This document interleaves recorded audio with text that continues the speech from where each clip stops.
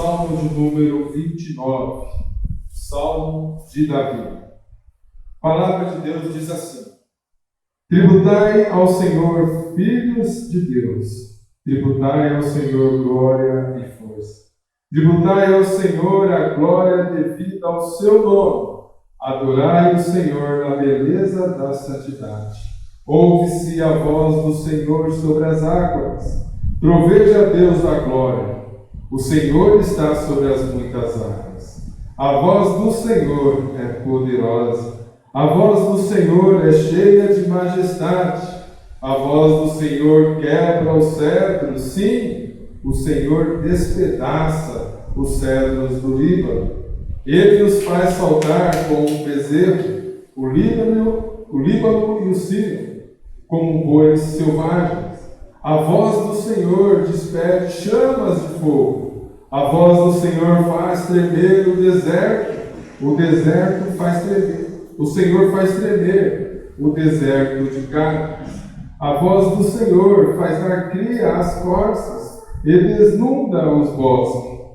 No seu templo tudo diz glória. O Senhor preside aos dilúvios como rei. O Senhor presidirá para sempre. O Senhor dá força ao seu povo. O Senhor abençoa com paz ao seu povo. Que a palavra de Deus faça morada no nosso coração.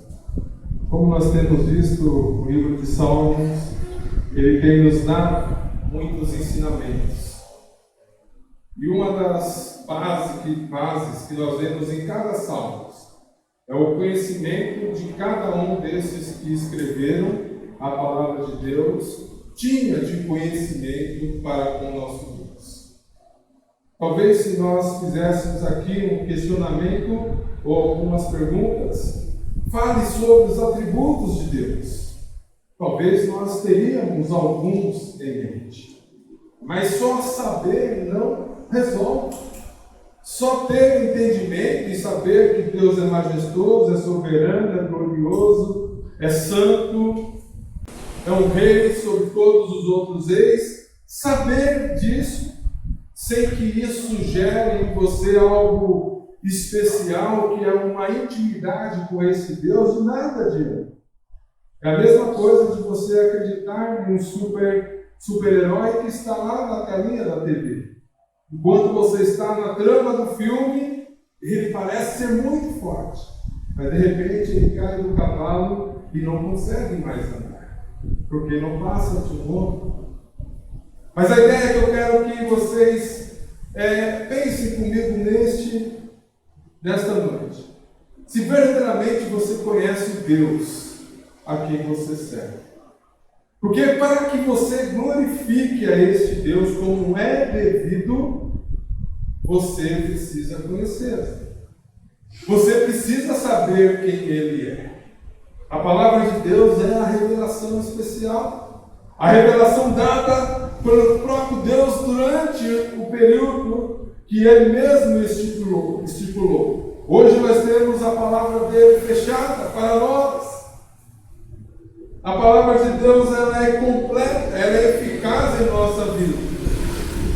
Mas Deus não se revela somente pela palavra.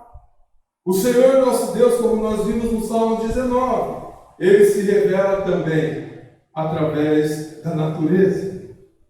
Eu não sei se você já presenciou uma grande tempestade. E talvez quando você está da janelinha olhando, talvez aqueles relâmpagos, trovões, vendavais, chuvas fortes, e como nós estamos vivendo em nossos dias, grandes alagamentos, qual é o teu sentimento? É de medo? É de terror?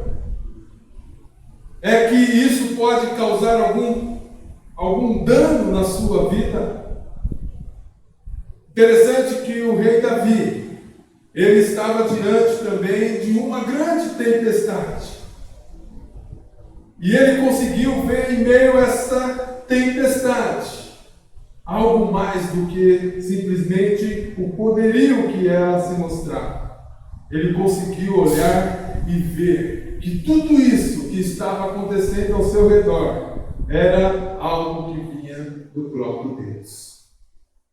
Quando nós estamos em momentos difíceis, em momentos tortuosos, em momentos de grande temor, muitas vezes nós focamos no problema, na tempestade.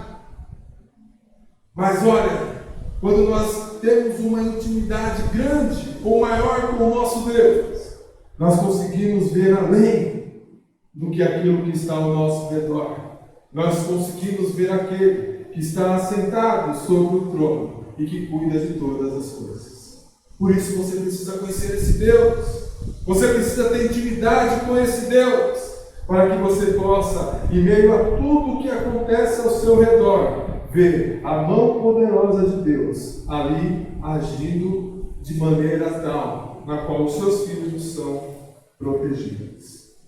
Primeira coisa que eu queria dizer que o Salmo de número 29 nos ensina está no verso 1 e verso 2. Quando você entende quem Deus é, quando você tem experiências com este Deus, e a verdade de Deus, ela te gera experiências com Ele. Muitas vezes estamos querendo experiências para encontrar com Deus. Não.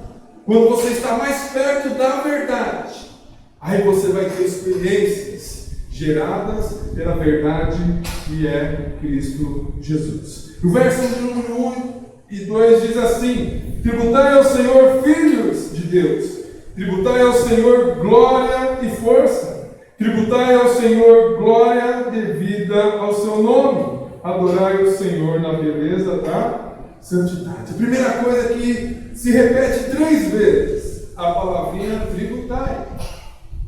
Ou seja, dai. Ou seja, você deve entregar algo que é devido a alguém. A ideia aqui, enfática, que são 3 ordens, que está aqui no imperativo, diz para você, diz para nós, que nós devemos dar glórias a Deus.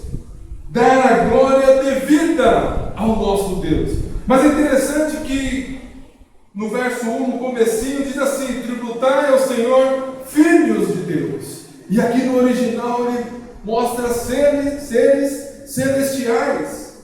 A ideia aqui é que não somente nós temos que tributar toda a glória, todo louvor, toda adoração a Deus, mas aqui Davi conclama todos os seres viventes, aqueles que estão ao lado do Pai, os anjos, a virem juntamente conosco, adorar e exaltar o único que merece todo o louvor e toda a adoração.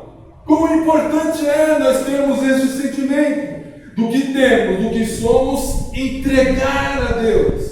Nós sabemos que tudo é de Deus, mas o que somos sem este Deus? E ele diz assim: tributai a quem? Ao Senhor. Essa palavrinha, o nome de Deus aqui, Senhor, em letras garrafais, neste salmo de 11 versos, aparece 18 vezes. A ideia é que você deve olhar para o Deus da aliança. E quando nós olhamos para o Deus da aliança, é o Deus que tem um relacionamento contigo.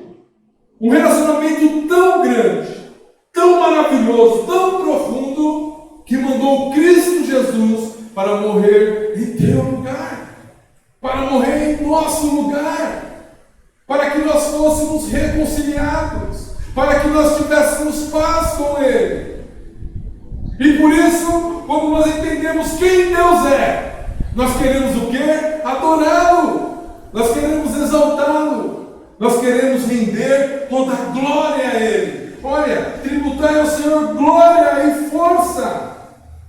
A ideia é olhar para Deus e dizer: sem o Senhor eu não sou nada, eu não posso nada, porque todo poder, toda autoridade está em Ti, e sem Ti nada eu sou. Dar a glória devida, somente conhecendo este Deus, você poderá, no seu dia a dia, não é somente aqui no momento como nós estamos aqui, mas no seu dia a dia você render glórias a Deus, dizer: olha, o que eu estou fazendo, onde eu estou, o que eu fiz, tudo isso depende do poder, da glória, da graça de Deus na minha vida. E como eu devo fazer isso? Em adoração, reverentemente, dobrar os nossos joelhos, colocar o nosso rosto em chão ou no chão e adorar a este Deus, declarar que Ele é o nosso Senhor e que nós somos pecadores, que nós somos indignos, que nós somos falhos, porque Ele diz aqui: adorai o Senhor na beleza da santidade. Para os irmãos terem ideia, o assunto santidade é muito mais falado, santidade de Deus, do que a própria onipotência de Deus. Não tem como nós estarmos diante de Deus com uma vida suja. Nós precisamos, como o próprio Senhor Jesus Cristo disse, somente aqueles que são puros verão a Deus, que serão bem-aventurados. Então tributai glória devida. A quem? Ao Senhor. De que forma? Em santidade. Porque nós estamos diante de um Deus santo. E os seus adoradores devem ser santos também. Que maravilhoso é. Mas uma segunda característica que eu queria destacar neste salmo se encontra do verso 3 até o verso de número 9. Podemos dizer, neste núcleo dos salmos, ele começa a o quê? A falar quem é este Deus, a quem deve ser rendido toda a glória, todo louvor e toda adoração. E olha como ele descreve. Ele descreve como se estivesse em uma grande tempestade. E ele consegue ver na tempestade não o poder dela, não o poder da natureza, mas o poder daquele que controla todas as coisas. E aí ele começa no verso 3 com a seguinte expressão: ouve-se a voz do Senhor. Repete 7 vezes essa expressão. E nós, quando olhamos e analisamos a voz, a nossa mente se remete lá a Gênesis capítulo 1. E disse Deus: haja luz, e houve luz. E Deus criou todas as coisas através da sua fala. Aonde há o poder, aonde Deus se mostra o seu poderio, é através da sua voz. E é interessante que o salmista ele consegue ouvir a voz de Deus através de uma grande tempestade. E ele diz: a voz do Senhor, ouve-se a voz do Senhor sobre as águas, troveja o Deus da glória. O Senhor está sobre as muitas águas. Mas nós sabemos que tem alguém que controla todas essas coisas, que controla as águas. E esse é o Deus.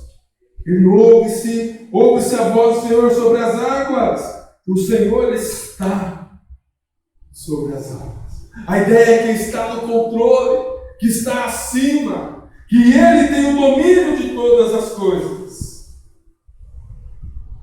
E Ele diz: troveja o Deus da glória. Muitos podem ter medo do trovão, até mesmo ir para baixo da cama, quem sabe. Mas e aquele que controla o trovão? A ideia é que você precisa ver em meio a essas manifestações da natureza que exprimem o poder grandioso de Deus. No verso número 4 ele afirma essa ideia do poderio de Deus, dizendo: a voz do Senhor é poderosa. Ele diz: olha, nós ouvimos e sabemos que essa voz é poderosa, mas não é só poderosa. A voz do Senhor é cheia de majestade. É Ele que domina. Quando nós ouvimos este atributo de Deus, nos remete ao Deus que é Rei. O Rei que está acima de todo outro Rei. O Deus que está acima de todo e qualquer outro Deus que possa o homem inventar. O nosso Deus está acima de todas as coisas e Ele controla como rei. Ele tem domínio sobre todas as coisas e o seu reinado é para sempre. E é nisso que nós devemos nos afirmar, colocar a nossa esperança, colocar a nossa vida no poder de Deus e na majestade de Deus. Não basta somente saber com os ouvidos, mas eu tenho que vivenciar para que isso se torne uma experiência viva na minha vida.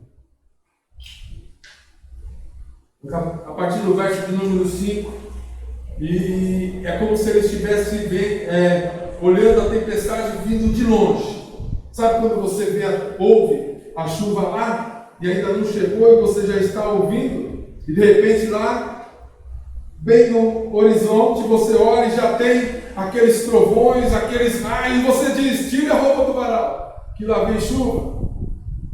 E ele ouvia a voz de Deus. E aí de repente ele fala: olha, ele vai passar por algum lugar. E essa tempestade vai causar danos. E olha o que ele diz no verso de número 5: a voz do Senhor quebra os cedros. Sim, o Senhor despedaça os cedros do Líbano. Não é o homem, não é a natureza que é poderosa, mas é a voz do Senhor.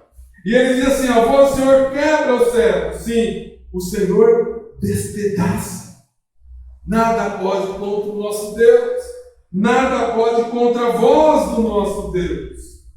Ele os faz saltar como um bezerro. O quê? O Líbano e o Sírio, como boi selvagem.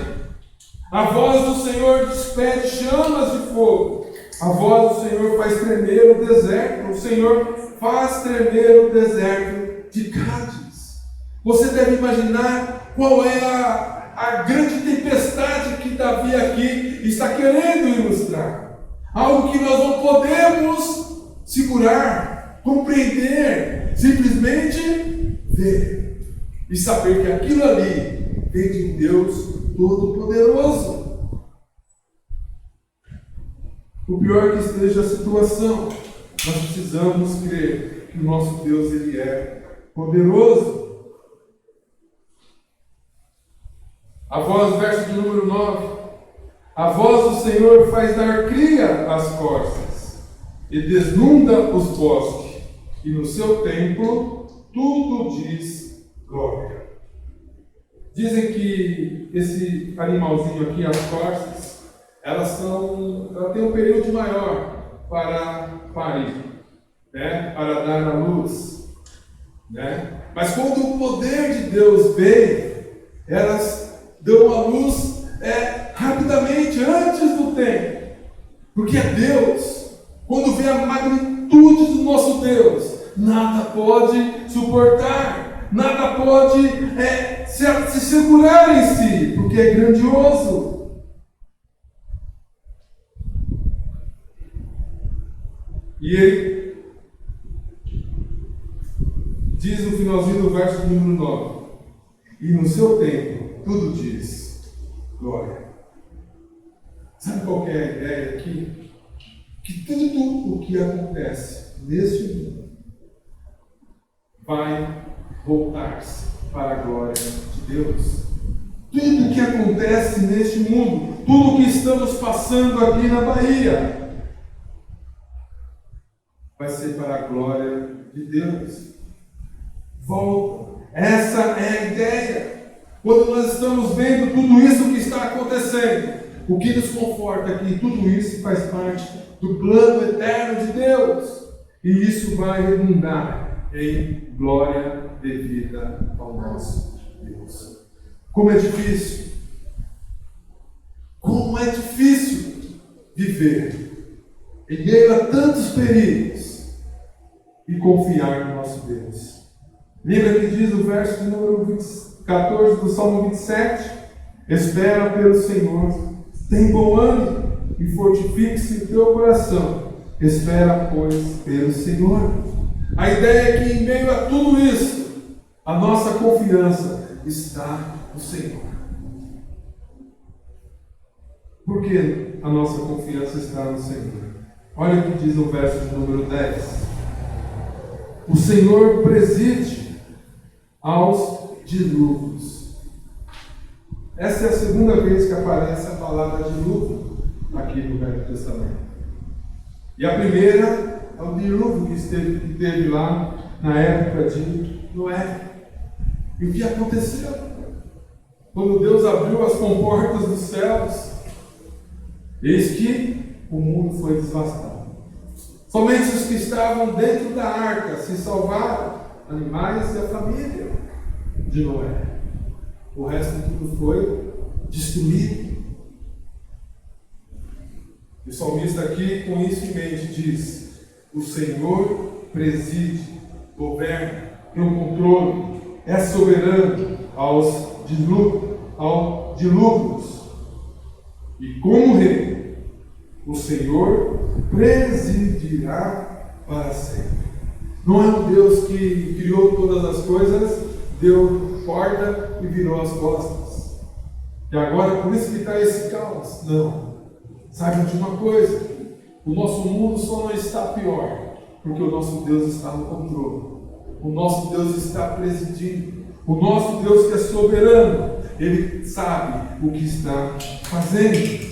E Ele diz assim: este nosso Rei, o nosso Senhor, o Deus da aliança, presidirá para sempre. Nós sabemos disso, que o nosso Rei é um Rei eterno.